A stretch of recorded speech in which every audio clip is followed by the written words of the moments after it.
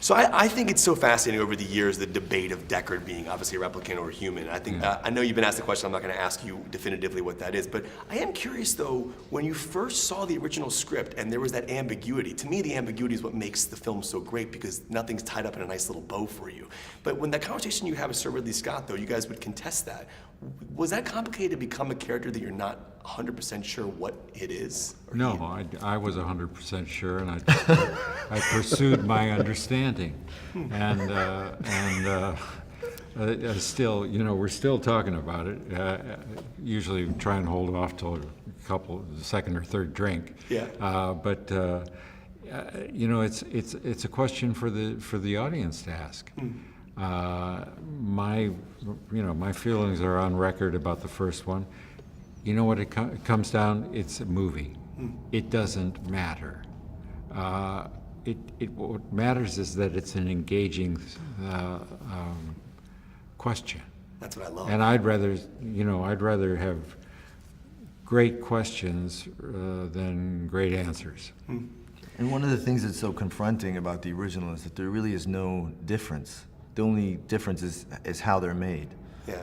And so it makes you sort of, you know, it's not like they're robots or cyborgs or AI. You know, they're biologically identical. They're just made in the, as Harrison likes to say, they're not made in the fun way, and that's it. One thing I love about your character, and I'm a big fan of Drive. I think Drive's a masterpiece. You do such a great job with internal elements of a character. I feel like I can read what you're thinking, just because you don't, if there's minimal dialogue, I still know what you're going through just as an audience member. And I'm curious, do you write out or think about like what you want us to feel in those moments? Like, does the script say like, you're supposed to be thinking this, or is that something that comes from you becoming the character? I think it depends on the film and who you're working with, you know, and in this case it was so,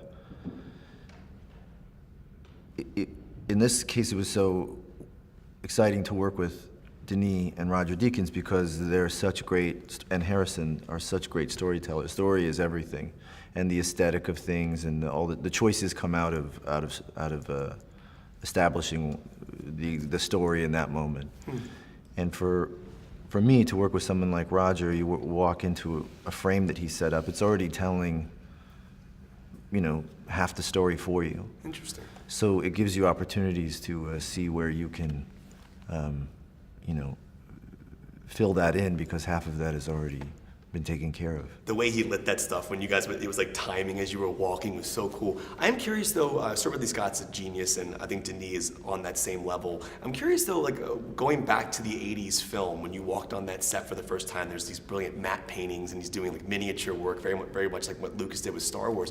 Can you talk about what it was like to walk on that set for the first time and then how it was to walk on this set for the first time? Well, he wasn't a sir in those days. So, yes, he had done remarkable work, remarkable production design, but he still, I mean, the process of getting the ideas, very complex ideas on the screen was, you know, challenging for everybody. I mean, we were all struggling with giving the best expression to the ideas that we could, and sometimes there were, you know, disagreements about that, but it doesn't matter. It was just a great challenge. It was way ahead of its time. The film. I mean, people, if they thought they were going to see science fiction, they probably were, you know, a little bit over challenged because it was not, you know, it was not. It's sort of futurism noir, maybe is a better word for it than science fiction. Well, first of all, I'm a huge Roger Deakins fan. I know you've worked with him a couple times now, Prisoner, Sicario. But the way the lighting worked in the Wallace Corporation was brilliant, how it was almost timed as the actors were walking. I was just curious, can you talk about finding that and the way how he lit that and the purpose as a director of having him light it the way he did? The thing is that doing a movie like that is a huge challenge. And I needed strong allies. And I brought Roger Deakins at day one. I asked him he came to Montreal, and we spent a month together designing the movie, storyboarding the whole movie, but also thinking about what the movie will look like, what what will be the laws of the movies, aesthetic laws, and then Dennis Gassner, the production designer, came on board, and we worked very hard together. That was the birth of the Bible. What will be what will be the soul of the movie? It was born between the three of us, and we had this idea that in the Wallace Corporation, where Neander Wallace, played by Jared Leto, his character evolved, is that those are like gigantic buildings that are built to last 10,000 years, and they are like built like bunkers because the weather conditions are very harsh on it, and gigantic bunkers. And Neander Wallace is blind; he doesn't see sunlight, so we thought that it would be quite powerful if he had designed the space for his very own pleasure, where they will be like about the sound, and his relationship with light will not be to lit things, but to create movement in front of his eyes and just a sensation, you know. And he will add the power to create his own artificial suns, and source of light, very strong. So to lit those gigantic space, and Roger created those insane light rigs to recreate that, because we had to lit the sets for real. So it was like for him, like I was saying, drawings for hours, kind of experimental rigs to try to recreate those kinds of light movements that are totally unique, you know. Yeah. It's incredible, like, because like the lighting almost it's like timed as they're walking. It's amazing. No. And Everything is that's the thing with Deakins. There's no chance with Roger Deakins. Everything is planned, totally controlled. Now, I was reading an interview with you about Jared's character and how he physically blinded himself with the contact lenses to make so he would actually be blind when he was filming the scenes. As a director, does that cause a complication for you as to where he's blocking, where he's moving? How do you? No, but it was when people will see the movie, they will understand that he was putting himself in jeopardy because the set was not really designed for someone that was blind for real. But the thing is that I will say that I'm always moved by the way actors bring characters to life. Yeah, they are all different. They all have different techniques, and Jared's is to immerse himself into the character and make sure that every little details is as close as possible to the character. And acting blind gave him the chance to and he studied some of his friends that were blind. He studied them, their gesture. So it gave that kind of very strange, awkward dance where you feel that someone is feeling things around him, not seeing. It's a very different way of moving. And Jared brought that on set in a very, very poetic and beautiful way. Now, one thing I love about this particular film, and obviously Sir Ridley Scott's film, one, I don't really consider this a sequel. I think this is a continuation of the story. Like, to me, it continues Deckard's story. It doesn't have like the sequel tropes. It's a beautiful thing what you were able to do, and I think you masterfully continued Sir Ridley Scott's movie. But Sir Ridley Scott had a great challenge in the 80s with no CGI, essentially using matte paintings and miniature work. I'm curious if you were able to incorporate any of that particular, because you have these massive physical sets when Ryan's walking to, and when we see in the trailer with the two women, that's incredible. Can you talk about, did you incorporate any type of matte paintings or miniature work like Sir Ridley Scott did, or talk about your practical CGI? Yeah, the way they did the first Blade Runner is pure genius work. I mean, the techniques that were used, old-fashioned techniques that were used at the time to recreate those visual effects that are still today very striking and beautiful. It's just pure work of genius. Today we have one thing that they didn't have, which is the power of computers. But still, Roger Deakins and I, we wanted to bring in front of the camera as more physical sets as possible. We built everything basically in order to inspire the actors and ourselves for filmmaking, and also to bring a level of realism in front of the camera, so you feel it when it's real as an audience member. But the thing is, the big difference is that as we construct, if you have you built a whole street with the real vehicles, with real extra in the background, very far away. Then you use CGI instead of matte painting. At the time, they were drawing on glass. Us, we are using computer technology. I insisted to have models for the cities as well, where we use real buildings in a smaller scale in order to bring a level of realism as well. We really try to stay in contact with the old-fashioned technique of filmmaking and with the strength of the tools of today. You know, it was like a blend. Yeah, I have so many questions for you. I think they're wrapping me up. I wrote like 11 questions for you. Okay, sorry about that. Yeah, no, it was awesome to talk to you, and thank you so much. Thanks for your enthusiasm. One thing I love about your character is the glasses are a character as well. They're very specific, and the way he puts them on. But can you talk about like finding that? Was that something you found in the character? That was Denny's idea. And when I first heard about it, when I first did my initial makeup test, you know, it just seemed so silly to me. It's just like I just couldn't get, like they were so tiny, and I just felt, you know, and I have a big old head too. So they just, I just couldn't get the feel for it. And I looked at myself and they looked crazy. And then we actually started filming, and he said, I put the glasses on. He said, no, I want you to put them on like this. And like, you've done it 100 times, don't fumble with them. Make sure it looks like you've done it 100 times. And as I did it, the more I did it, the more interesting it became, and the more it just got like sucked in like this. It just makes the character more interesting, a tiny thing like that. Yeah, do you build in why he wears those glasses in your own mind? Like, do you think about why? Because they are a very specific pair of glasses, and it's a pretty big type part of your character. So do you build in why he might wear glasses like that? No, in my mind, you know, I just thought, you know, for one, Sapper's not really concerned about the way he looks. Doesn't care if he looks silly, but I think it's also one of those things where, you know, he was, you know, in the future, obviously he's losing his vision, he's older. And then they're just, you know, not much available. You know, you just kind of, you take what you can get, and those are what he could get, those tiny little specks that didn't really fit his head. But, and again, I just think it's one of those things that just makes the character more interesting. They released this short film that connects us from Blade Runner 1 to this particular film now, and we kind of learn more about who your character is. I'm curious, did you shoot that prior to this filming, or was it after?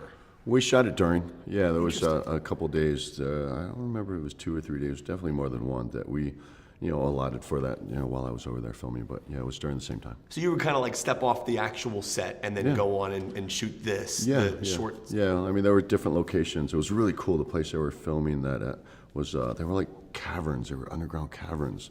And I wasn't really sure what to make of it when I first showed up. Then we went underground and saw how they turn these caverns into this, man, the world that, to me, that world looks so much like the original Blade Runner, like the first Blade Runner. Yeah. It was just amazing. And getting to meet Luke Scott for the first time was really great. And we have common interests. We talk boxing a lot, and he trains at a boxing gym, so it was actually a lot of fun.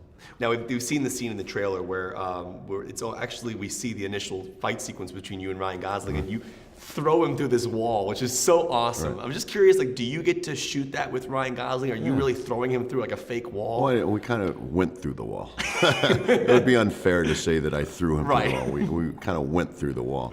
But yeah, I mean, it's just one of those things. Yeah, for sure. You're always, I don't think there's ever, unless you absolutely refuse to do something like that, they're always going to want a shot like that with the actors. Yeah. Yeah, so no, I mean, we did it, and we rehearsed it and discussed it for a long time.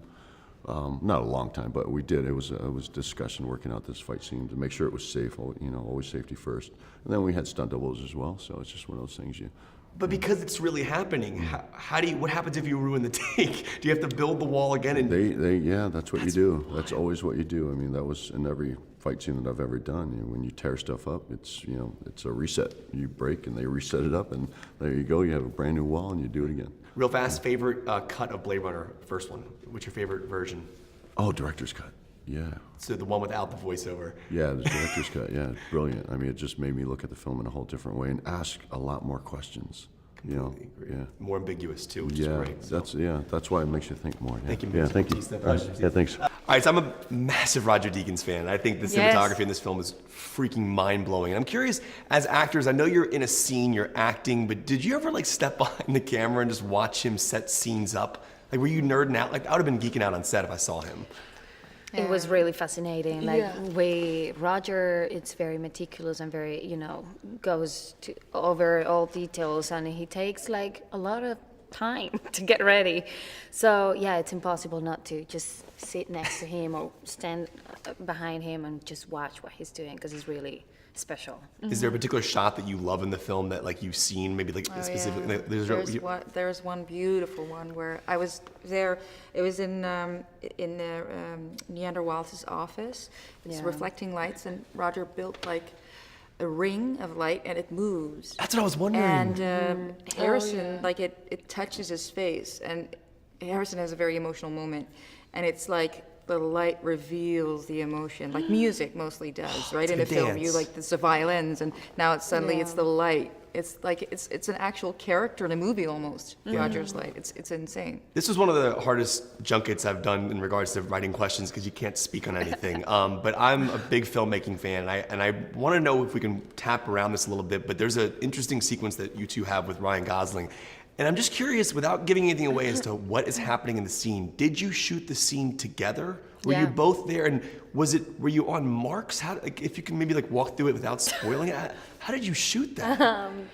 It was very challenging because, well, for me, it's the first time I do science fiction and, a movie of this scale. And there was a lot of technical things that I've never done before. And especially in a scene like that one, it was really bit by bit, and we had to do it and stop and do it and stop and repeat and stop, and we were kind of fighting like who does it first, and then the second one after would have to we would go through a very hard time, but you're both there. That's cool to know that. All of us, the We three were of us watching each other and setting up. We were there, Yeah. yeah. It was a good couple of days of really. It was actually 3 days, yeah. I'm curious. I think there's so many moments in the film where like your face will just be stone cold, and like, these tears will just drop.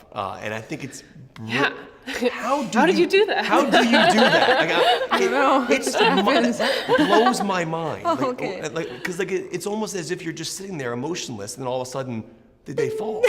How do you do that? Now.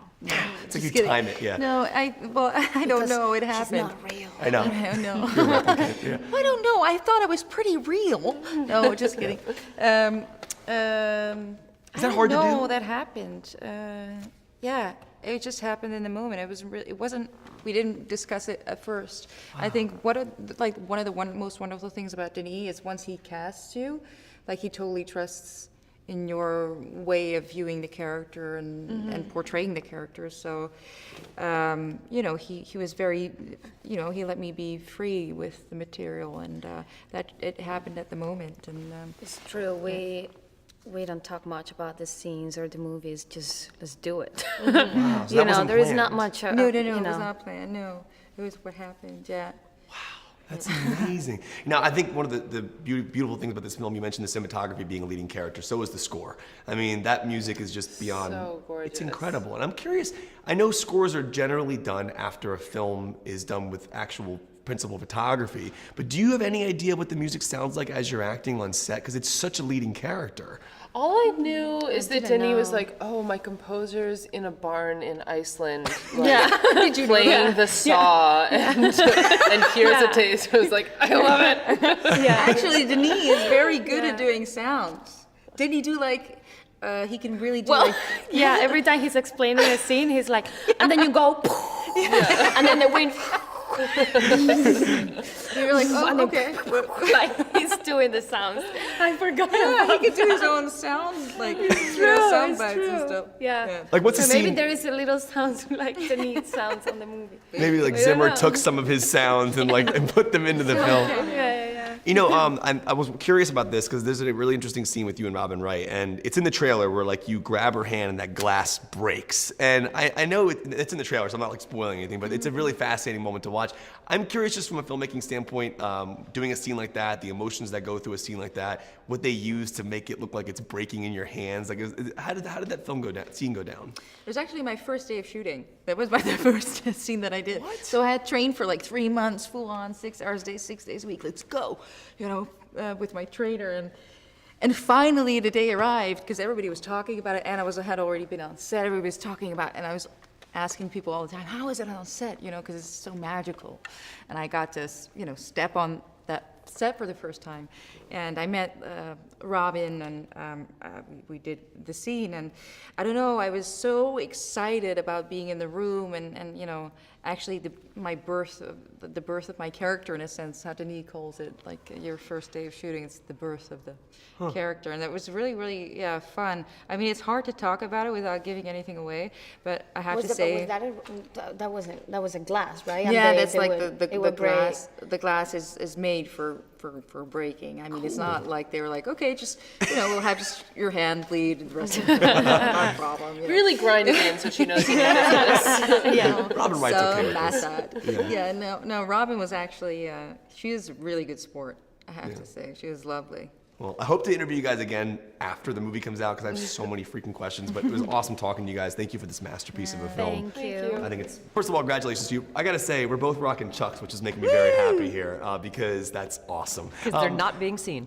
They're amazing. I do want to talk to you about this idea of like of being human. And I think it's a fascinating concept that these films carry on. And I think Sir Ridley Scott really touched on it in the first Blade Runner, and now Denis really touching on it here. I'm just curious, as actors, like you find these human characteristics of people you're playing, and what do you think is the most human element of the person you're playing in the film?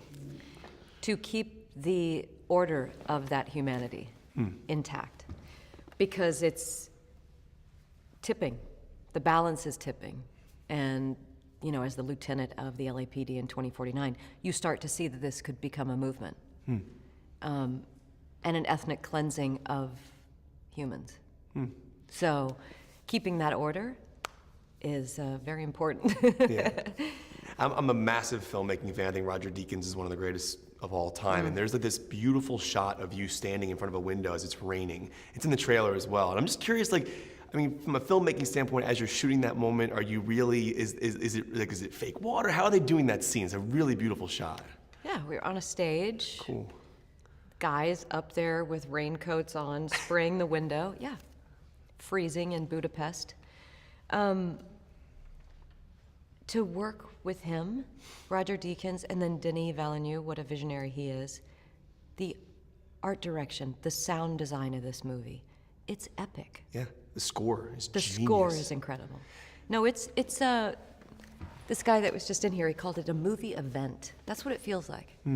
It's a real event. But you've had the opportunity to be in films that really have been on the forefront of technology. I mean, Forrest Gump, you go back to that. I mean, that movie, Zemeckis was like changing the game with what he did in that film, having like Tom Hanks shake Kennedy's hand. I'm just curious, like when you look back at all the films that you've made and the filmmakers you've worked with, do you still bring things onto sets like this? Like, do you think of what something Zemeckis might have taught you or something from the Princess Bride set? Do you think back to those films when you're working in a current film? Well, all that stuff I couldn't bring anything to other than just being so grateful to have been able to participate in all of those great films and great roles that I've been offered. I feel gifted.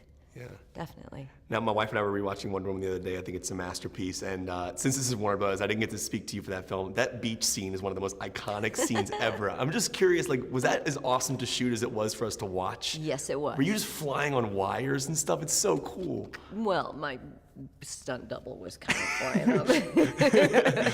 I pulled my hamstring that day, I remember. Did you really? Because we were running in the soft sand. Oh, wow. You know, and you do 4 or 5 takes, and then you're tapped out. Yeah.